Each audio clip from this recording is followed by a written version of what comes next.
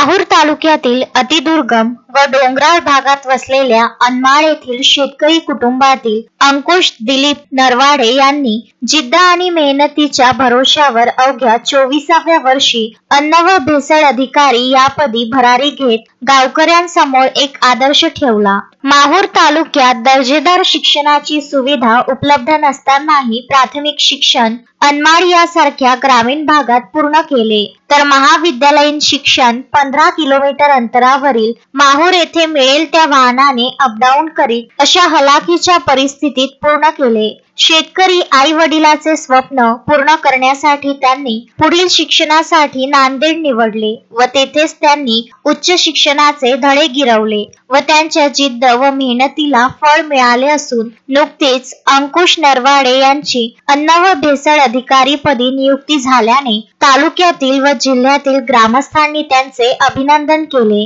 Sanjay Gogare, Vidarbha news, Mahur.